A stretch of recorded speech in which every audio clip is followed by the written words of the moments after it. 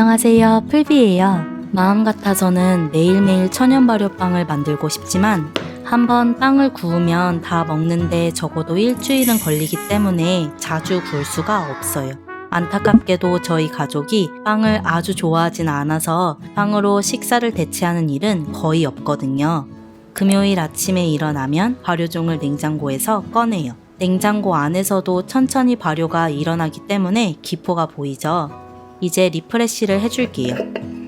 저는 작은 양의 발효종을 관리하고 냉장고에서 보관하기 때문에 버리는 발효종이 많이 나오지 않아요. 그래서 남은 발효종을 모아서 냉동실에 얼려 놓았다가 어느 정도 모이면 그걸로 또 맛있는 베이킹을 해 먹어요. 빵을 만들 때도 있지만 쿠키나 비스코티 같은 간식을 만들면 정말 맛있어요. 남은 발효종을 냉동실에 보관하는 이유는 더 이상 발효가 진행되는 걸 막기 위해서예요. 발효가 계속 진행되면 신맛이 너무 강해지고 먹이가 없기 때문에 발효종이 상할 수가 있거든요. 10g 정도만 남겨두고 발효종을 덜어내겠습니다. 항상 발효종을 보관하는 빈 병의 무게를 밑에 적어두는데요. 그러면 정확히 얼마나 덜어내야 하는지를 알 수 있어서 정말 편해요. 이제 밀가루와 물을 10g씩 넣고 섞어줄게요. 저는 종종 밀가루 3에서 4g 정도를 통밀가루로 대체해서 발효종을 더 강하게 만들어주고 있어요. 와인 글래스 마커는 물에 지워지기 때문에 발효종 높이를 표시할 때 사용하면 편해요. 이제 식탁 위에 놓아둘게요. 발효종이 부풀기 딱 좋은 온도네요. 금요일 저녁 자기 전에 내일 빵에 사용할 발효종을 만들어요. 보면 벌써 발효종이 부풀었다가 먹이가 없어서 줄어들었죠. 윗면의 기포도 엄청 많고 시큼달큼한 향도 매우 강해요. 여름에는 발효종이 빨리 부풀기 때문에 아침에 일어나면 이미 발효종이 가라앉아 있는 경우가 종종 있어요. 그렇다고 새벽부터 일어나서 빵을 만들 수는 없잖아요. 그래서 발효종이 천천히 준비될 수 있게 기존 발효종을 조금만 넣고 밀가루와 물의 양을 많이 넣어서 발효종이 준비되는 시간을 늘려줘요. 저는 보통 1대 3대 3으로 하고요. 겨울에는 반대로 밀가루와 물을 한 1.5배에서 2배 정도 넣고 발효종을 준비해요.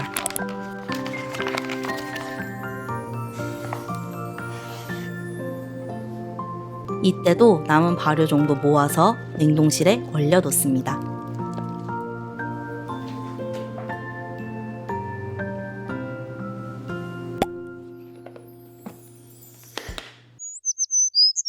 발효종을 준비한 다음 날은 항상 떨리는 마음으로 일어나게 돼요.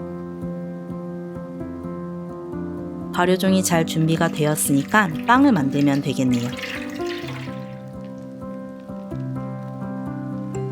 발효종의 기포가 많아서 그냥 부어도 동동 떠다니네요. 저랑 똑같이 발효종을 준비하셨다면 발효종이 좀 남을 거예요. 일단 강력분, 물, 발효종을 섞어줄게요. 오늘은 흰 통밀가루를 사용해 볼게요. 킹아서 공홈에서 구매를 했는데요. 통밀가루를 표백한 게 아니라 색깔이 원래 밝은 와이 스프링 위시라고 하는 품종으로 만든 통밀가루라고 해요. 입자가 훨씬 곱고 일반 통밀가루보다 신맛이 약해요.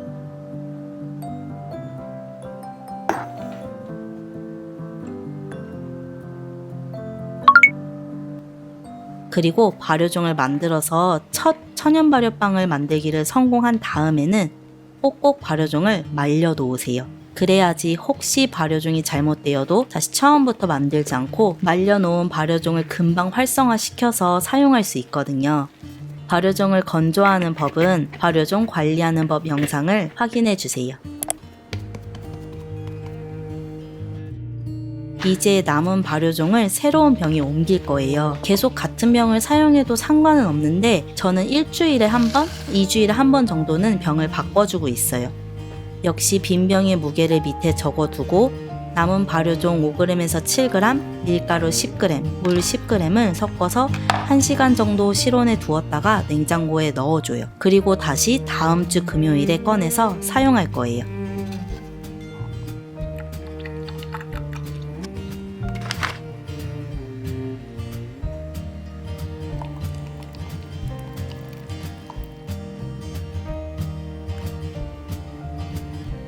이제 빵을 다시 만들어 볼까요? 30분 기다리는 동안 마늘을 구워야 해요. 정말 약불에서 마늘을 천천히 익혀줄게요. 태우지 않고 부드럽게 익혀주는 것이 포인트예요. 포크나 수저로 으깰 수 있을 때까지 요리해 줄게요. 미니 오븐이 있으신 분들은 오븐에 바로 구워도 상관없어요. 제가 자색 고구마를 넣고 만든 깐빠뉴를 가장 좋아하거든요. 근데 이 구운 마늘 깐빠뉴 너무 맛있어서 제 마음속에 1위 자리가 바뀌려고 해요. 이 정도 양을 넣으면 빵에서 마늘의 향이 은은하게 나고 담백한 맛이 정말 좋아요. 마늘의 풍미 때문에 천연 발효빵의 신맛이 거의 느껴지지가 않아서 천연 발효빵의 맛이 익숙하시지 않은 분들이 좋아하실 것 같아요. 소금과 마늘, 기름을 넣고 반죽을 해줄게요.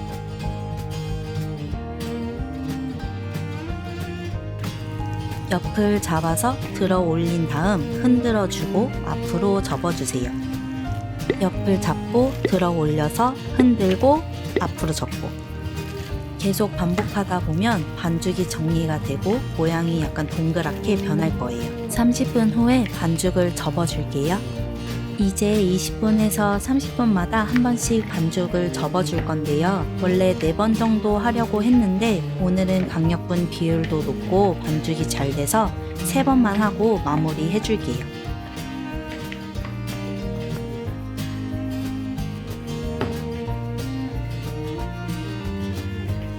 첫 번째 폴딩을 하고 나서 30분이 지났는데 반죽이 많이 풀어지지 않고 모양을 잘 유지하고 있는 게 보이죠?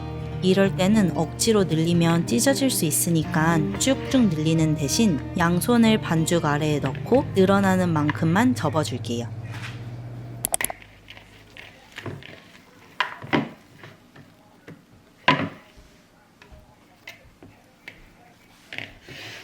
여기서부터는 주말 스케줄에 따라 빵을 발효하는 방법이 달라지는데요. 낮에 일이 있으면 1차 발효를 냉장고에서 하고 저녁에 빵을 굽고, 낮에 별일이 없으면 2차 발효를 저녁에 냉장고에서 하고 다음날 일요일 아침에 빵을 구워요. 빵을 만드는 시간이 길기 때문에 조절할 수 있다는 장점이 있어요. 1차 발효를 냉장고에서 해주고 저녁에 빵을 구울게요.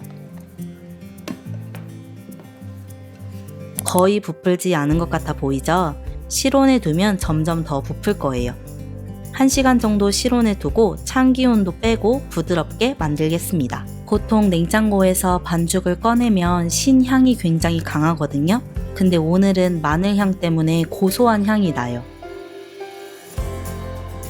저는 이 스케줄로 빵을 구운 지 오래돼서 이게 거의 습관이 되었어요. 요즘은 유튜브 하면서 이것저것 만들어 보느라 주중에도 빵을 굽기는 하는데, 빵을 많이 드시지 않는다면 일주일에 한 번 정도 구울 수 있게 천연 발효종을 관리하고 남은 발효종으로 다른 베이킹도 종종 하는 게 현실적인 방법인 것 같아요.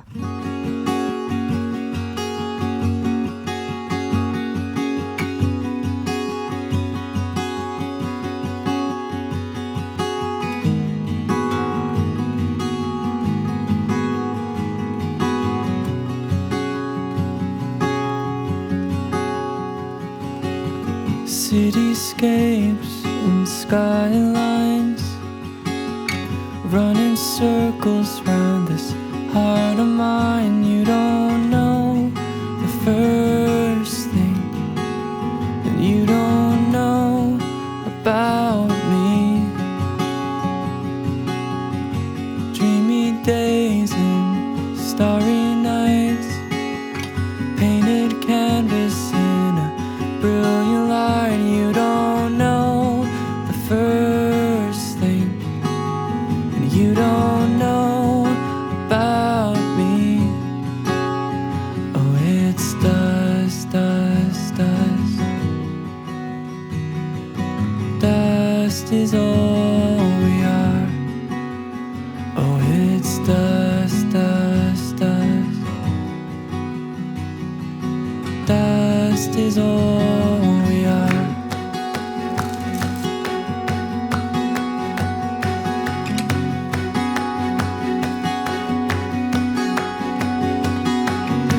Flicking shows most every night, muted pictures and a beaming light. They don't know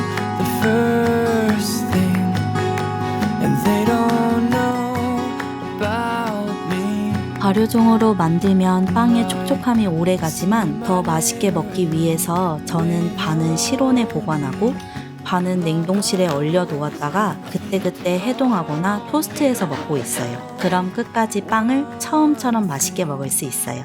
구운 마늘 깜빠뉴 꼭 한번 만들어서 드셔보세요. 너무 맛있어서 저는 다음 주에 한 번 더 구워 먹으려고요. 오늘은 제가 천연 발효빵 굽는 스케줄을 이야기해봤는데요. 여러분만의 천연 발효빵 스케줄을 만드시는데 도움이 되었으면 좋겠네요. 오늘도 제 영상을 끝까지 시청해 주셔서 감사하고요. 궁금하신 점이나 보고 싶은 영상은 댓글로 알려주세요.